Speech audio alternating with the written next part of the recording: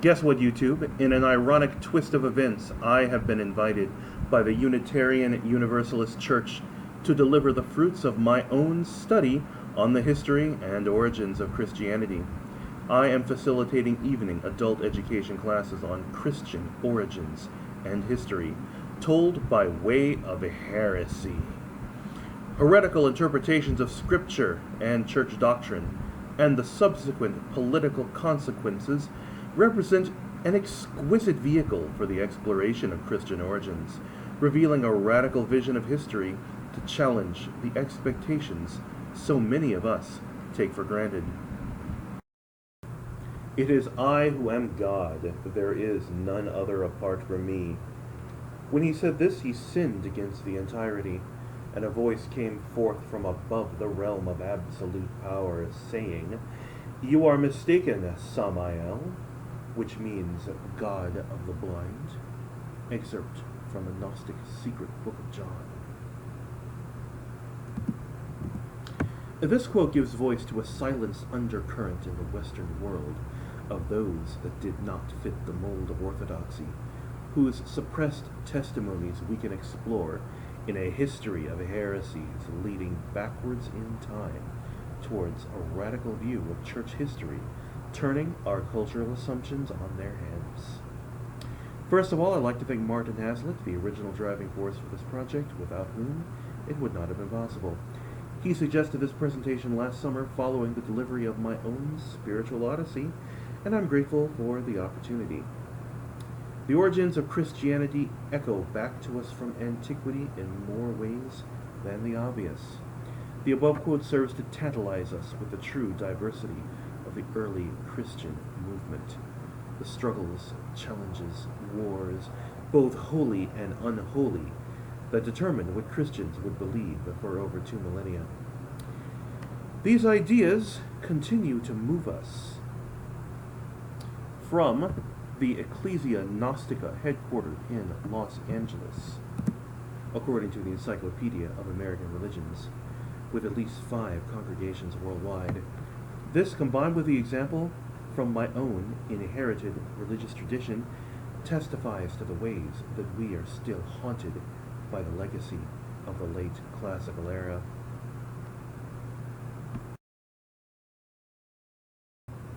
By some claims, there may be over 22,000 denominations of Christianity, according to David A. Barrett's World Christian Encyclopedia. The differences may be minuscule in some cases, but even if this number were only a fraction of its actual value, this complicates the prospect of the Great Commission in the Gospels, to go out and preach to all the world. But preach what? Preach which denomination?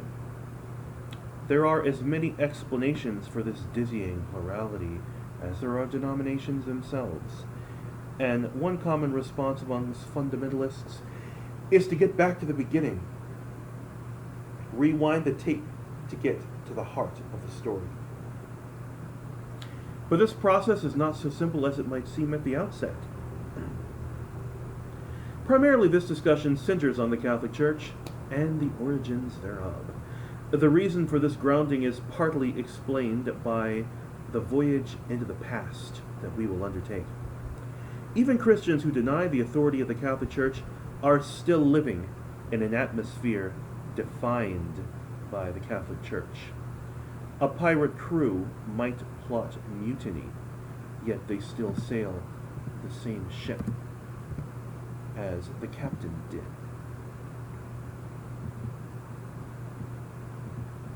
There are startling truths we can still ascertain concerning the origin of the Catholic Church and the early history of Christianity, even at this distance.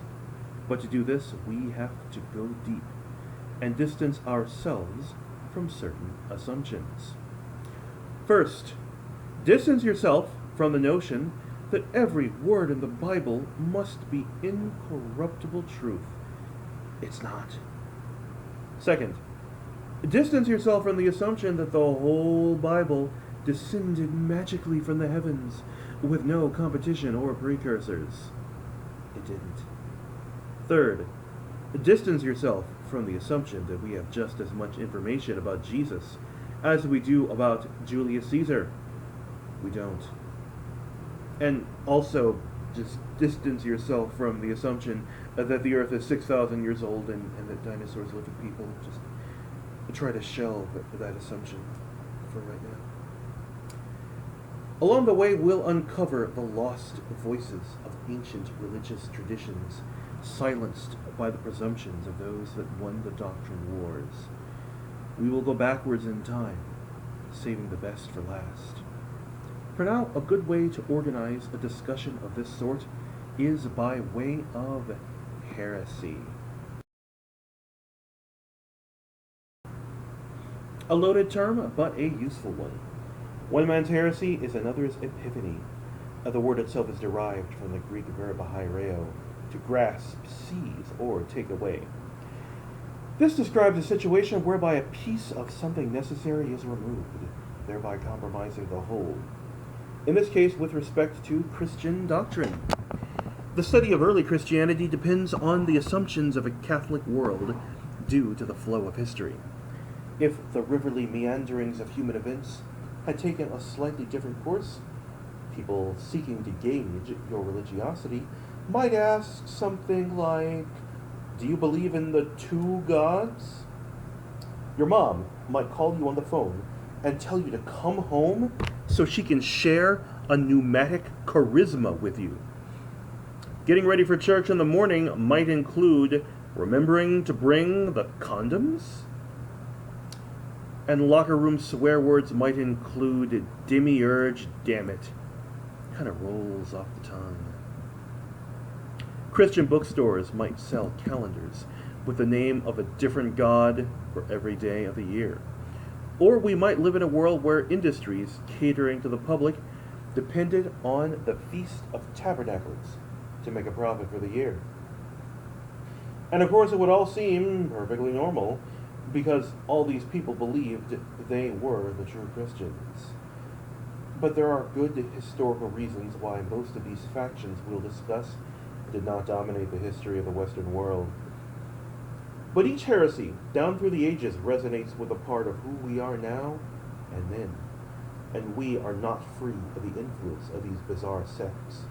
This I know from personal experience, because I grew up in a primitive Christian sect, making me, in essence, a child of ancient heresies. My own background becomes a good place to start. My father broke from the typical Pentecostal theologies of the large black churches in the Cincinnati area where he grew up, preferring instead a smaller fringe sect. In a time when LSD was all the rage, my family chose fringe Christianity as their drug of choice. What is so unique about the church my parents devoted themselves to? How did those differences emerge? The distinctiveness of my childhood church represents the culmination of a lengthy quest that began at the time of the Protestant Reformation of the 16th century, resulting in a belief system rooted in a late classical, primitive past that borrows from the axial age as much as the legacy of Hellenized Greece.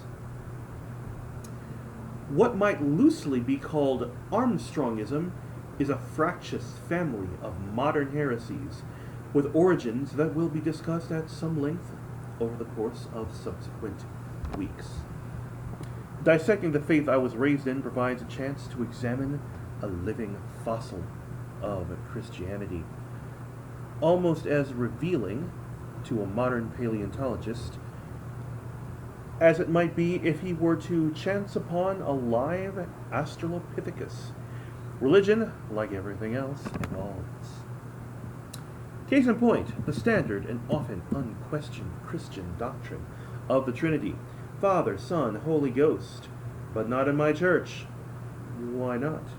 Why, it's pagan, of course. Needless to say, pagan equals evil. That was axiomatic. Instead, we adopted what could be described as binitarianism, the belief in two divine co-equals.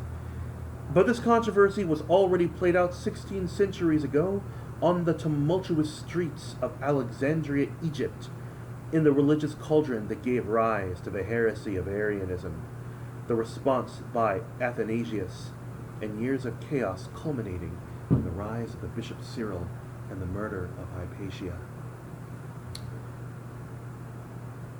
The question of how many identities God has and in what relation to each other is a question that has literally been beaten to death. As Ecclesiastes tells us, there is nothing new under the sun. Oddly, I was not taught to fear eternal torment and everlasting hellfire. Luke's story of Lazarus took a back seat to the resurrection of the dead. It didn't seem to bother anyone that when the Apostle Paul preached his imminent resurrection of the dead, he expected the end of the world to happen in his lifetime 2,000 years ago. 2,000 years later, here we still are. But the church was unfazed. In the Gospel of Matthew, when Jesus tells the crowd that this generation will not pass away until the Son of Man comes, he was actually talking about us, here and now in the 20th century. Oh, now the 21st century. That's how you have to read it. The prophecies continuously update themselves.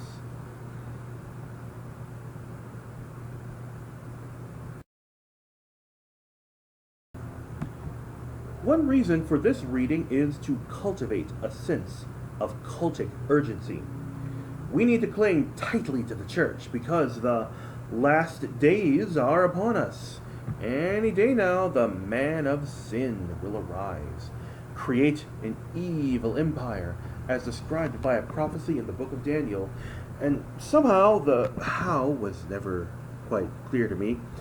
The Antichrist will turn modern Europe into a fascist empire of evil, which will overthrow the United States, force us all to get the mark of the beast, then invade the Holy Land to install the abomination of desolations where it ought not be.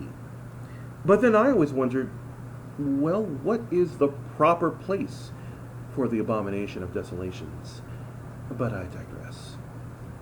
This then will prompt the end of the world, when Jesus returns to destroy the armies of the Antichrist and bring about the eschatological rule of God's kingdom for 1,000 years before the final judgment. Remember when I said that I was not taught to fear eternal hellfire? Instead, I was taught to fear this. After 1,000 years of God's kingdom, he'll have one more resurrection of the dead. All the bad apples of history, Hitler, Pol Pot, Genghis Khan, ordinary criminals, unforgivable sinners, and whoever your least favorite president is, they will be brought back to life yet again. And then God will personally judge those that don't meet his standards. Yahweh will tell you in person why he hates you, what you've done wrong in your life, before throwing you into the lake of fire. The lake of fire is eternal, but the suffering isn't. Just fiery oblivion for whoever displeases Yahweh enough. Using the Bible in this way creates a different effect than some of the more conventional heaven-hell fundamentalist varieties of churchianity. The constant expectation that the Antichrist will arise to destroy America next Tuesday creates an urgency that binds you to the cult with a fearful immediacy beyond what might be possible by simply waiting to get right with God in time for your natural death. Instead, we emphasize the apocalyptic end of the world, after which everyone in the correct Christian denomination would get fancy new bodies, a la 1 Corinthians 15:52, in a moment, in the twinkling of an eye, at the last trump. For the trumpet shall sound, and the dead shall be raised incorruptible, and we shall be changed. The church believed these vague promises over the allusions to heaven in the Gospels. So it puts you in the position of salivating at the troubles and turmoils in the world, in the hopes that it will lead to Armageddon, bringing us one step closer to Jesus' D-Day. Earlier, in this Unitarian Universalist Church building, there was a celebration of Earth Day. which was ignored or denigrated in the circles I grew up in. Not much point in worrying about preserving the earth for future generations if Jesus is coming to roast the planet in a fiery cataclysm of eschatological indignation. But this idea, of course, is not new. Similar end-of-the-age claims characterize the ancient apocalyptic heresy of Montanism, another item on our list. Another important ancient vestige of primitive Christianity refers to the laws of the book of Leviticus. Tedious, dry, maddening, but important in my youth. After many decades, I finally came to the realization this diversity brings to mind another intriguing anecdote. On the island of Sri Lanka, just south of the subcontinent, there's a town called Kandy. Kandy is renowned for being the site of a temple dedicated to housing an alleged tooth of the Buddha. The importance of this site for Sri Lanka is difficult to overstate. The lure of this temple is a prime example of a shared syncretism between Eastern and Western faiths, both ancient and recent. Nearly every believer in anything pays respects to the temple at Kandy. I saw an interview where a man who claimed to be a Christian still came here and praying before a relic of Buddha, because it's just so vital to that culture. And so I was talking to some of my family, and I mentioned the temple in passing, and of course came the remark of how stupid it was and what fools those people must be for worshipping something so absurd. But then I'm reminded of a saying attributed to Jesus about those who strain at a gnat but swallow a camel. As Mark Twain once said, the easy confidence with which I know another man's religion is folly teaches me to suspect that my own is also. I bring this up in part because the situation in India and adjacent territories serves as an alternative window into what the Mediterranean region could have become if the proto-Catholic Jesus juggernaut had not silenced all the other voices, which echo throughout the centuries under the label of heresy. We'll encounter a wide range of beliefs that seem patently outrageous to our modern ears, resounding with the language of a broader Christian culture. But this is a Unitarian church, so it seems appropriate to give these lost creeds a fair hearing, taking them for what they are, with a minimum of normative modern judgments. If you can do that, minimize the tendency to project your own modern presumptions upon these ancient sects, you'll discover that they tell us a story of Christian history worlds away from what any pope would have you believe. Let's return again to my own primitive church. So much of what all the other kids were doing was denigrated in my house. Even Easter. What's wrong with Easter? Well, consider the name. What does that have to do with Jesus? Not much, but it does harken back to Bronze Age goddesses of old. Eostre, namely, and that's pagan, which of course means it's evil. So no hot cross buns either. All these things are reputed to be Catholic accretions added for political purposes. So it makes sense to try and get back to basics, penetrate through the web of creeds, councils, and catechisms, and somehow find the real Jesus.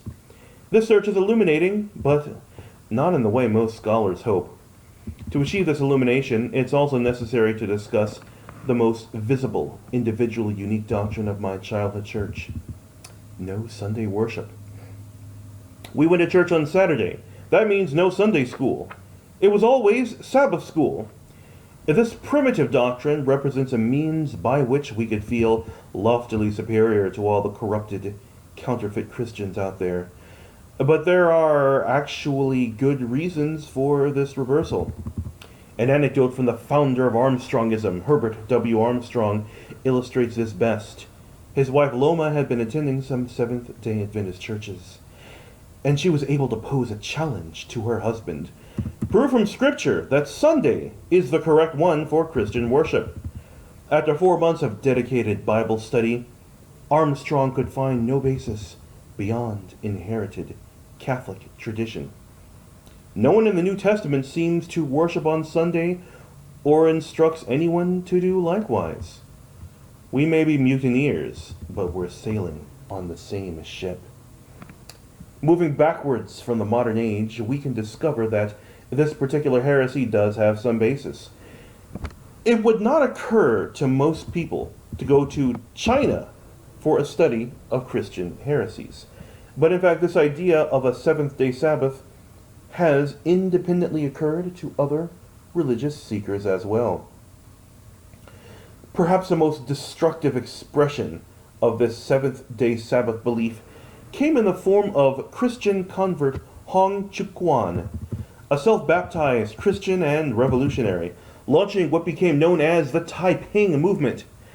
As China was thrown open to Western influences during the period of the Opium Wars, the ancient roots of Christianity found new, fertile soil upon which ancient heresies could find purchase. Chuk-Kwan came to believe, upon his conversion by adventurous missionaries, that God was speaking to him directly, like nobody's ever had that idea before. Even better, Chuk-Kwan believed that he himself was actually the little brother of Jesus Christ, and decided that he was the modern incarnation of the priest-king Melchizedek from the book of Genesis. His goal was the founding of the great, peaceful kingdom of heaven, but the revolution he sparked was anything but. His God-given mission to rid China of all demons was motivated by a desire to blend traditional Confucianism with a fiery Old Testament theology. A driving impetus were the translated words of the original Hebrew rendered into Chinese from the 20th chapter of Exodus, where the literal Hebrew would read, "Do not in front of my face worship strange gods." This was rendered into Chongbai Huang Shangdi, worship the supreme Shangdi. And so, of course, everyone must pledge loyalty to the supreme Shangdi. And Chuk-Kwan, of course, because he speaks for the supreme Shangdi. Very convenient. All the Ten Commandments were revamped for a Chinese audience, as described in his own Book of Heavenly Commandments. Most impactful in this case was actually the third commandment, because the supreme Shangdi will certainly condemn as guilty he who recklessly calls on his name. And this was used as the basis for a war against the current imperial rulers of China, because they had somehow blasphemed the supreme Shangdi. And thrown into the mix was the heretical requirement to worship the supreme Shangdi on the seventh-day Sabbath. But in the end, the great peaceful kingdom of heaven was anything but. This syncretistic disaster sparked a war that cost 20 million lives before it was finally put down between the years of 1851 and 1864. And so examples like this call to mind a Catholic apologetic against Protestantism in general. Once you free yourself from Catholic authority, the argument is that attempting to rely on the Bible alone as your guide, otherwise described as a principle of sola scriptura, leads to doctrinal chaos. No doubt Chuk-Kwan and his peaceful heavenly kingdom could be presented as prime examples. If following the Bible literally leads to bloody doctrinal chaos, then we also have to ask, who put the Bible together and why? This is integral to any examination of Christian history. It turns out the Bible never actually says within the Bible to create the Bible. It's really a fascinating story when you get into it. And we'll get to that story later on. But moving into the past, we'll explore the desperate, violent tactics the church deemed necessary to avoid the chaos of sola scriptura that led to the peaceful heavenly kingdom and many other heretical threats to church authority in the Middle Ages. Doctrinal chaos indeed became quite literal, moving back in time to Western Europe in the age of the 30 Years' War. This disaster represented the culmination of a cycle of religious warfare, but also the end of such engagements on the same scale on the European theater. It wasn't only an issue of religion. There were matters of Belgian independence, the power of the Habsburg dynasty, and the issue of whether and in what form Germany can or should be governed. The religious questions added fuel to the political flames. It boiled down to a question of what ethnic groups had the right to be what religion while under the rule of which petty potentate. Answering this question cost 7 million lives in Germany alone. It may be 3 times that if you consider the continent as a whole.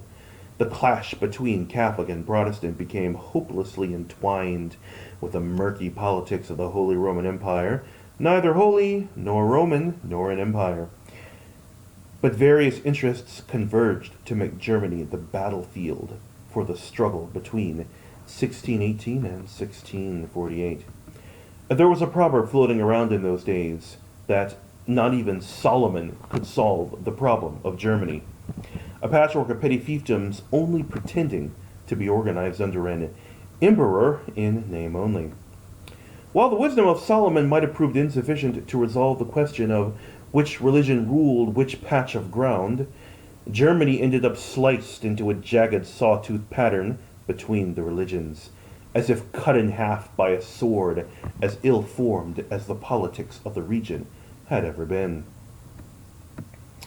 The religious phase of the conflict was largely a result of Lutheranism, and anyone who paid attention in history class has heard of Martin Luther and his 95 Theses. But another heresy, less widely known, but which contributed to the conflict, would be Calvinism.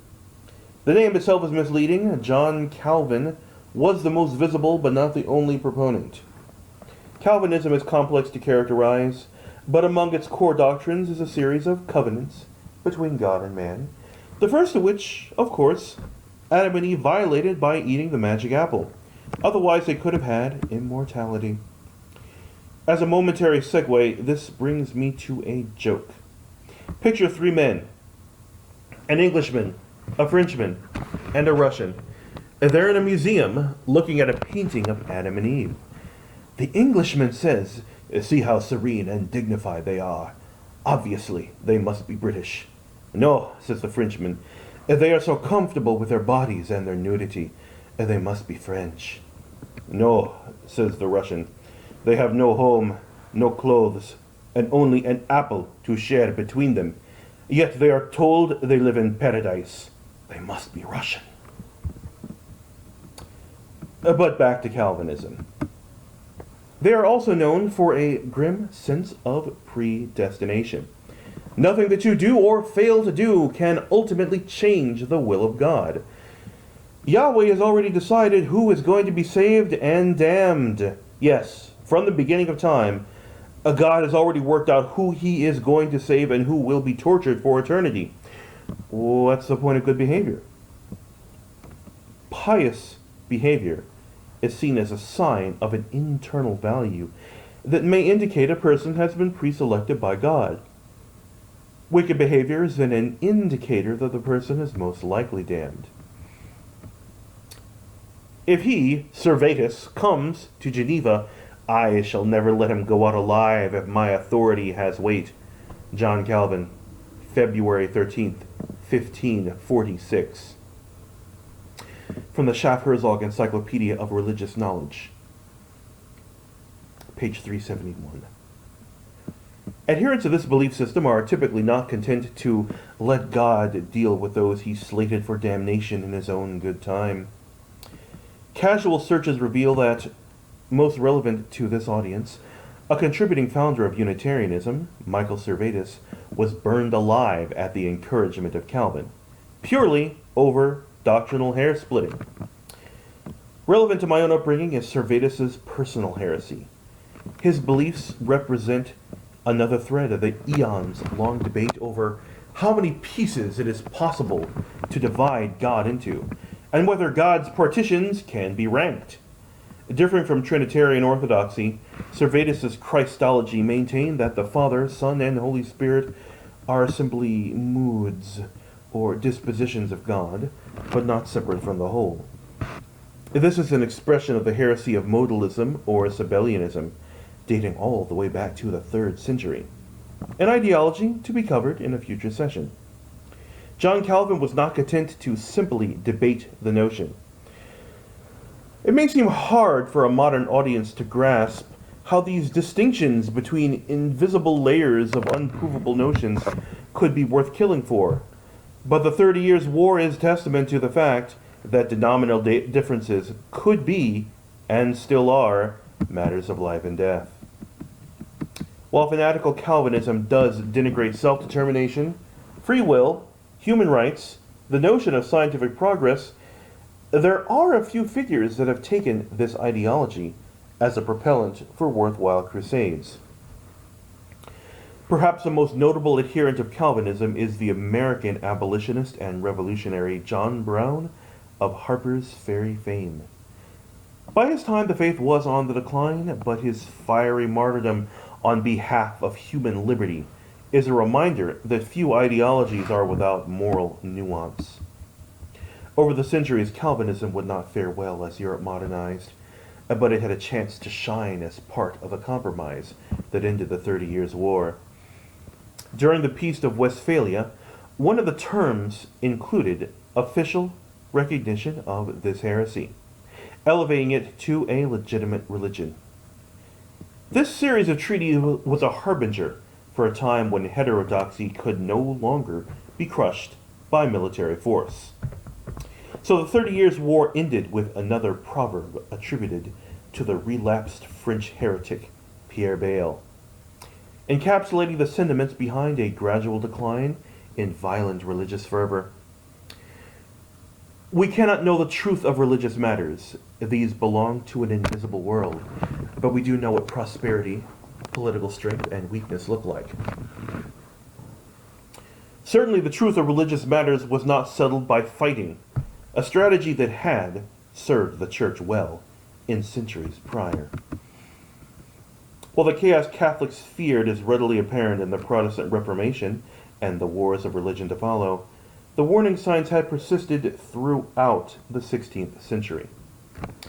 The 95 Theses Luther nailed to a church door resonated with many, describing a litany of corruptions that had played a role in many past heresies that had been successfully repressed. This act of rebellion was prompted by the arrival of a priest named Tetzel, who traveled at the behest of the church, in essence selling indulgencies. Indulgencies had existed for a longer period of time, but the church was capitalizing on them as part of a new money-making venture. But Luther's ideas were not new, but what was new was the printing press. In the early 16th century, we had a perfect storm of influence that erupted into the full-blown Protestant Reformation. Ironically, Luther belonged to a philosophical school of thought described then as humanism. Certainly not the skeptical humanism some of us may hold to, but more of a reform movement to realign Christianity back in the direction of compassionate, populist piety. Ironically, Martin Luther, in a strict sense, was a college academic and engaged in a process of doctrinal criticism and exploration limited to a controlled setting. If not for the magic of the printing press, his concerns might have remained on the local level. Nor would he have lasted as long as he did if not for the German princes that protected him. The motivations behind his supporters may have indeed been religious among the commoners, but for the noblemen, the questions of religion impacted their treasuries and their armies. Other reasons for the why of the Protestant Reformation sparked by Luther would invariably include the cost of salvation. A financial cost. The church levied fees whenever and however it could, and not only for marriages and funerals, but also for entirely invisible services, like paying down the time your soul would allegedly spend in purgatory. And because there was no way to verify the debt from sin owed by a soul, there was no way to know if you'd ever paid the church enough money to get into heaven immediately upon death. Sometimes property would be an acceptable substitute. Luther condemned the practice of donating land and money to persuade the church to pray people into a better condition in the afterlife. A soul is either saved or it is not, he reportedly said. So there's ultimately no sense in doling out cash to try and change God's mind. And cash was the problem. Some German princes invariably came to see Lutheranism in terms of nationalistic advantage. All this money being paid out in exchange for invisible promises was a constant drain on the economy. No verifiable goods or services were received in exchange. But with our own national Protestant church, all that money could stay in Germany. If the people could be convinced to accept Lutheranism, a fortune would be saved on a regular basis. That and there were political considerations. The German princes that did support Luther were sufficient that it was too risky to alienate them in a time when Germany faced external threats from the French and the Ottoman Empire alike. So Luther and his heresy remained intact, unlike many other would-be reformers prior. The power of the medieval church will be discussed in a later lecture on our way back in time to the ancient origins of Christendom. That was just a dream. That was just a dream. That's me in the corner. That's me in the spot.